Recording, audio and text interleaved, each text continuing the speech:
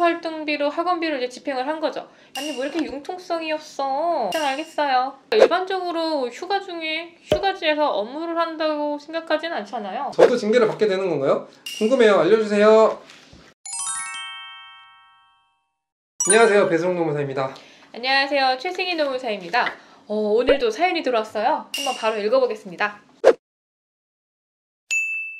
안녕하세요. 저는 회사에서 자금 집행 관련 업무를 처리하는 일을 하고 있습니다.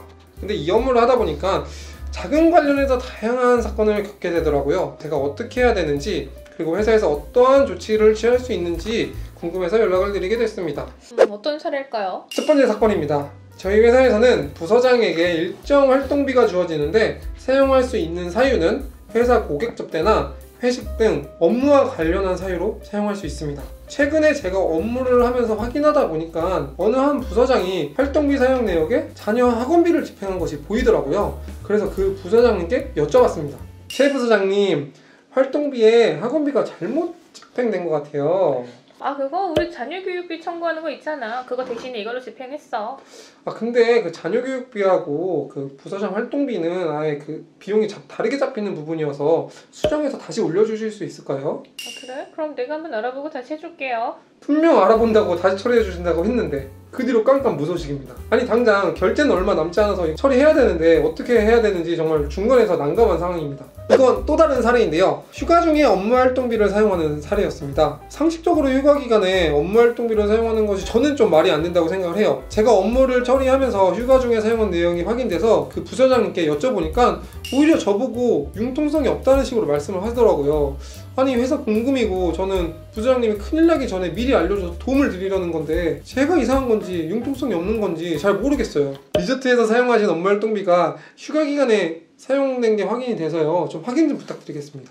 아니 뭐 이렇게 융통성이 없어. 일단 알겠어요. 잘한다.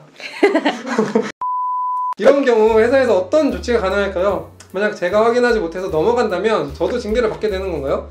궁금해요. 알려주세요. 네, 뭐 오늘은 횡령 관련 주제인 것 같아요. 네, 지금 문의 주신 회사도 좀 문제가 많은 것 같긴 해요. 부서장님들이 회사 돈이 눈먼 돈이라고 생각해서 좀 이렇게 막 쓰는 그런 것 같긴 하거든요. 우선 처음 사례부터 살펴볼까요? 이 부분은 먼저 자녀 교육비로 제공되는 부분이 회사에서 있는 것 같긴 해요. 네, 뭐 다른 비용으로 집행할 수 있긴 한데 그게 아니라 업무 활동비로 학원비를 이제 집행을 한 거죠. 기본적으로 비용 집행에 관련된 부주의 오집행이라고도 볼 수는 있을 것 같아요. 근데 사실 업무 활동비를 개인 자녀 학원비로 사용했다는 부분에 좀 더 포커스를 맞춘다면 회사 돈을 유용했다는 부분, 그러니까 횡령으로 더 부각이 될 수도 있다고 보여지거든요. 그렇게 생각할 수도 있겠네요. 뭐 어떤 사유로든 징계가 가능할 것 같긴 한데 물론 노무사님 말씀하신 것처럼 뭐 어디에 초점을 맞추느냐에 따라서 징계의 수위가 달라질 수 있을 것 같고요. 비용 집행 부주의보다는 당연히 회사 공급 유용에 대한 부분을 좀 더 징계 수위가 높겠죠? 네, 맞아요. 제가 경험한 그런 사례 중에는 자금 집행에 굉장히 민감한 회사, 뭐 예를 들면 금융권 회사에서 이렇게 잘못 비용을 처리한 사례가 있었는데요. 여기에 그 회사는 바로 해고한 사례도 있었습니다. 그러니까 그 부서장님 정말 조심하셔야 될 것 같아요. 괜히 긁어부스럼 만들 필요는 없잖아요. 두 번째 사례는 휴가 중에 업무 활동비를 사용한 사례죠. 네, 휴가 중에 사용한 거라서 뭐 당연히 업무 사용은 아닐 것 같은데 근데 우리가 일반적으로 휴가 중에 휴가지에서 업무를 한다고 생각하진 않잖아요. 네, 내부적인 조사는 해봐야 될 것 같긴 해요. 뭐 리조트에서 업무상 누구를 만났을 수도 있죠. 물론 아닐 가능성이 훨씬 높겠지만 업무상 사용이 아니라는 가정 하에서 판단을 해보죠. 이런 경우에는 뭐 해고도 가능하다고 볼 수 있긴 해요.